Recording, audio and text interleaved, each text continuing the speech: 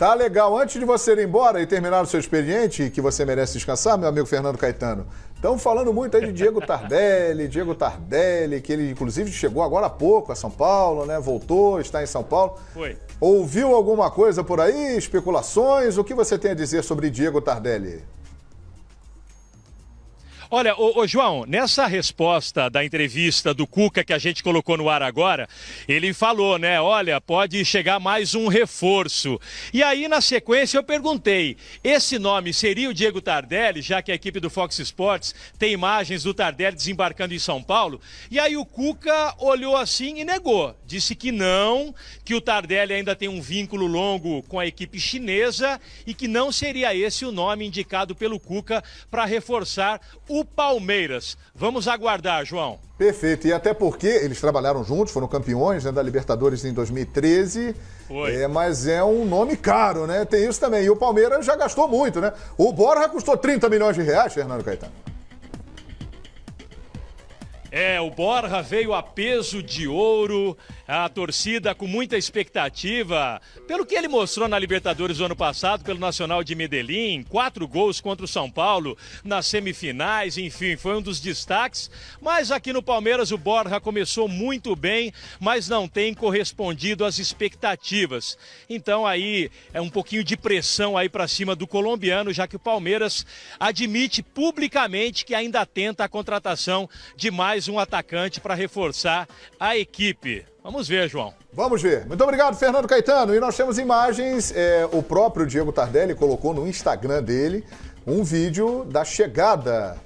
Olha aí, chegando ao São Paulo. Bem-vindo ao Brasil, chegando a São Paulo, Diego Tardelli. Num período lá de recesso no futebol chinês, ele veio para cá e está na capital paulista. Portanto, o Diego Tardelli, o Cuca negou que seja o Diego Tardelli o jogador que o Palmeiras vai contratar para disputar a posição com o Borja ou ocupar um espaço do Borja. Edmundo e o Borja, hein? É uma incógnita, né? Porque a primeira impressão que a gente teve dele foi fazendo aquele monte de gols no São Paulo, campeão da Libertadores de 2016. E aí ele aparece pro cenário mundial, todo mundo quer, o Palmeiras começa a flertar com a contratação dele, e aí a gente tem especialistas aqui, o PBC vai buscar a carreira dele e vê que ele oscilou, né? Momentos difíceis, bons momentos, e que poderia ser uma incógnita. E é realmente isso que está acontecendo. Agora, só uma opinião particular. Quando o time do Palmeiras mostrar o seu verdadeiro potencial, é que a gente vai poder avaliar melhor o Borja. Por quê? Porque eu entendo que um centroavante, a bola tem que chegar nele, tem que ser municiado. E se ele perder os gols, se ele desperdiçar as oportunidades, aí eu vou ter alguma opinião de que ele não serve. Por enquanto, não é isso que tem acontecido. O Palmeiras jogou bem contra o Vasco, ele fez 2 gols. Só numa memória curta, né? O Palmeiras jogou mal a sequência, principalmente do Campeonato Brasileiro, e aí ele acaba jogando mal também. Eu espero que o Cuca tenha tempo e paciência para poder fazer o Borja render o que ele pode, porque ninguém desaprende de jogar futebol. E o que vocês acham sobre o tema? Eu só tenho um nome para falar a respeito dele, Lucas Barrios. É a mesma situação. É a mesma situação. O esquema de jogo não favorece? Tem uma característica do jogador para encaixar no que o time faz. O Barros tá metendo um monte de gol lá no Grêmio. De característica. O Borja é um pouco chuta-chuta, né?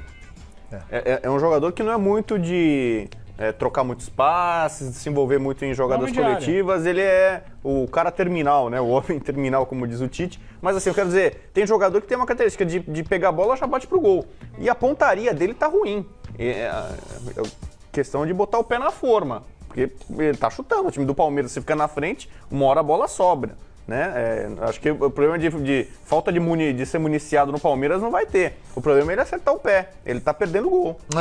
Ele é um bom jogador, mas agora também temos que levar em consideração que ele está se adaptando ao Brasil. Não é todo mundo que chega e sai jogando. Alguns sim outros não. Isso é uma questão muito pessoal, muito individual. Às vezes o cara chega... Lucas Prato chegou no Brasil, vestiu a camisa do Atlético e saiu jogando um bolão. No caso do Borja, ele não está conseguindo fazer isso. O que a direção do Palmeiras diz é exatamente isso. E o exemplo do De Arrascaeta é usado no Palmeiras. Ou seja, o De Arrascaeta no primeiro ano chegou, demorou para se adaptar, a torcida não tinha paciência com ele. No segundo ano é o principal jogador do Cruzeiro. Pode acontecer com o Borja, claro que pode acontecer a mesma coisa. Agora, o principal é a montagem da equipe, como disse o Edmundo. Você pensar que no ano passado, o Cuca está dizendo, vou achar a formação, vai achar. Quanto vai demorar? Porque o X da questão é se ele vai conseguir achar o time titular, o time que jogue, que seja competitivo, que não dê susto, como deu na quarta-feira, em tempo de brigar para ser campeão da Copa do Brasil, do Brasileiro e ou da Libertadores.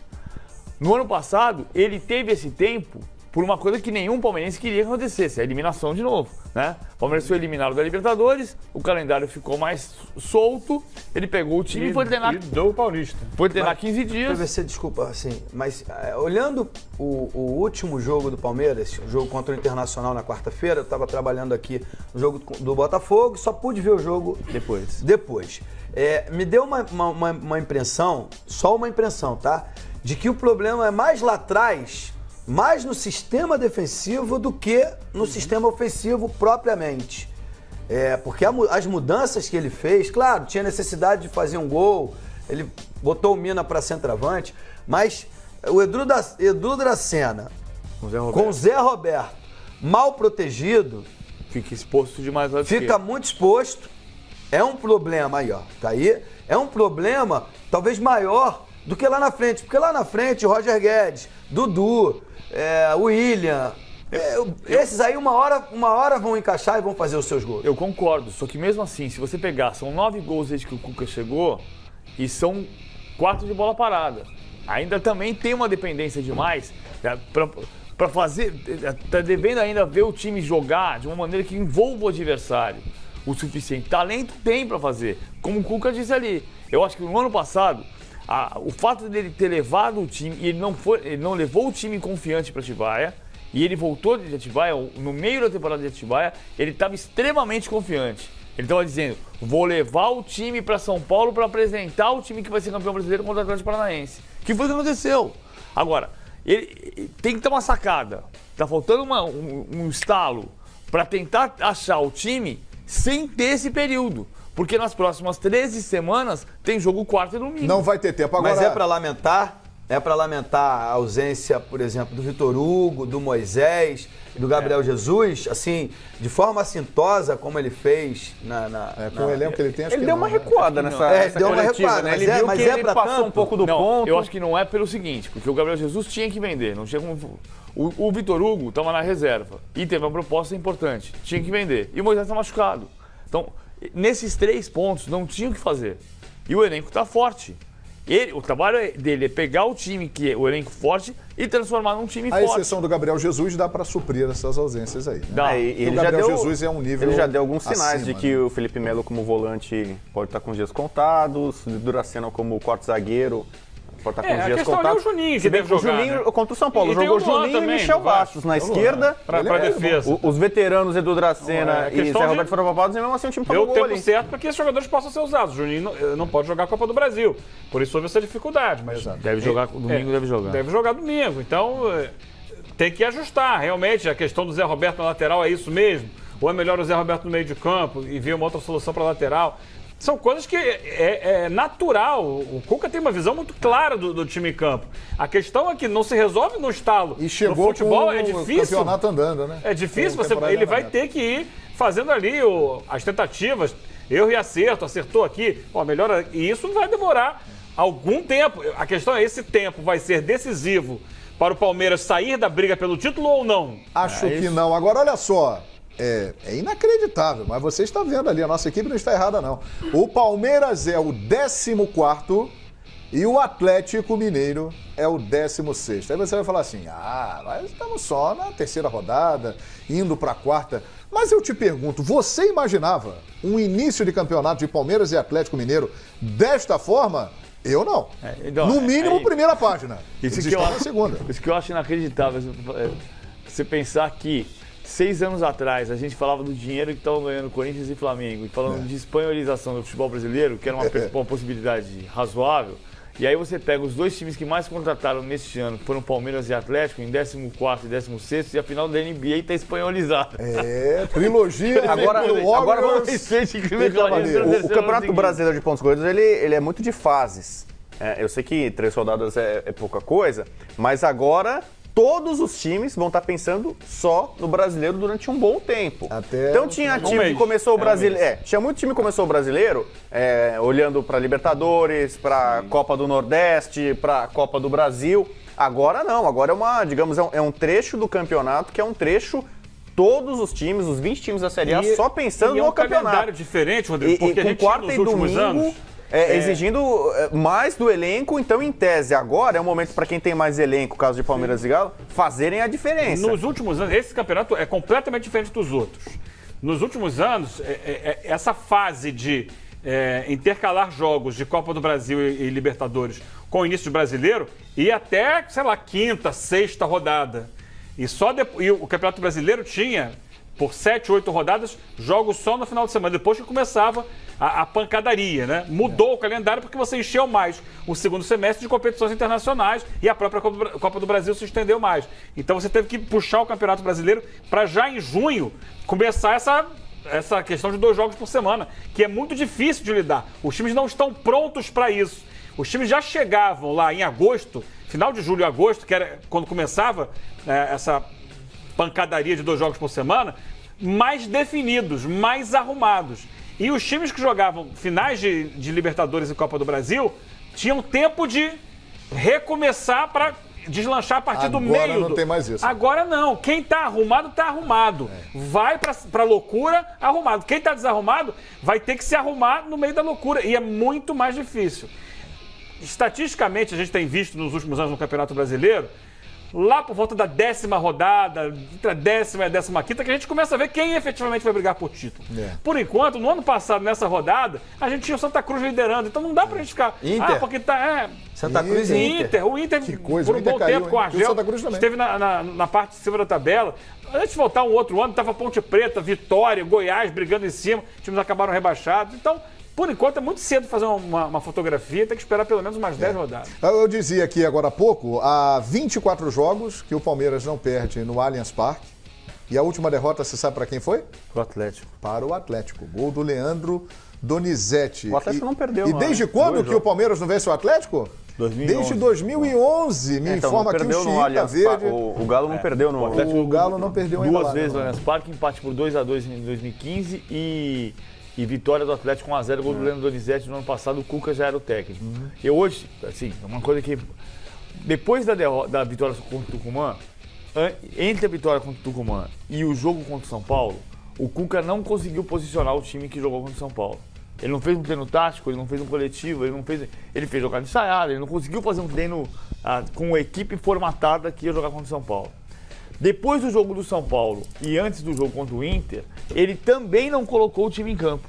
O time titular que jogou contra o Inter não treinou taticamente e não treinou coletivo. Hoje ele colocou o time em campo. Eu tentei saber qual era o time que estava em campo. Não consegui, era treino fechado, o Caetano já falou que era treino fechado, não consegui saber. Você está falando da Bíblia aí? Tem um time possível. Você recomenda que eu leia a Bíblia? É um time possível, mas não é um time baseado em informação absoluta, é mais em impressão do que em informação. Deixa eu ler aqui o texto aqui. Não deu pra saber qual é o time que ele posicionou. Hoje ele posicionou o time, mas não dá pra saber qual é o time. Tem o treino invisível, tem o time invisível. Olha aqui, ó, provável, com boa chance de boa parte do time ser esse. Fernando Praz, Jean, Mina, Juninho e Zé Roberto, Thiago Santos, Tietê, Rafael Veiga, Roger Guedes, William e Kena. E pelo lado do Galo, Vitor, a novidade, o Alex Silva, que o Diego Bertozzi já explicou pra gente, Felipe Santana, Gabriel e Fábio Santos, Elias, Iago, Otero, Michael Suel, Casares, Fred e o Valdívia estará no banco de reservas e estará à disposição pela primeira vez do técnico Roger. O certo é o seguinte, quem perder esse jogo aí vai dar uma agitada no ambiente, hein? O Iago. Não, o volante do Palmeiras. Do Palmeiras, o Thiago Robinho Santos. tá voltando? Thiago Santos. Thiago Santos, Pode ser o justo. Felipe Melo. Não, mas é justo. É justo, porque no jogo que a gente acompanhou lá contra o Atlético Tucumã, foi o melhor em campo disparado. Ele tem jogado bem. Tem jogado bem. O Thiago Santos. Nesse jogo entrou, fez o gol da classificação. Ele tá realmente, como disse na gíria do futebol, pedindo passagem. Você acha que o Felipe Melo pode ser barrado? Eu acho que ele pode jogar de zagueiro. Por quê? Zagueiro? Quem é que tá... Ele jogou de zagueiro contra o São Paulo, de líbero. Foi bem? E jogou de quarta. Jogou. No lance do gol, achei que teve um erro de posicionamento ali. No lance do gol do Prato. E contra o Inter, ele jogou o primeiro tempo de volante e o segundo tempo como quarto zagueiro. No lugar do Dracena e do Thiago Santos. Em alguns momentos, quase como o único zagueiro, porque o Mina virou atacante e ele ficou sozinho. Por que eu acho que vai jogar o Thiago Santos? Eu acho que vai jogar o Thiago Santos. Uma informação, repito, não consegui saber o time que ele posicionou. Porque o Cuca gosta de marcação individual. E quem está jogando na faixa central do Atlético, como segundo homem de ataque, mas assim, como meia, encostando, é o Casares. O Casares, ele vai querer marcação individual no Casares. O Felipe Melo não está habituado a fazer marcação individual. Por isso que eu acho que ele vai colocar o Thiago Santos para grudar no Casares. Mas isso é minha impressão. Vamos ver o que vai acontecer na escalação ali pelas 3 da tarde de domingo. É isso aí.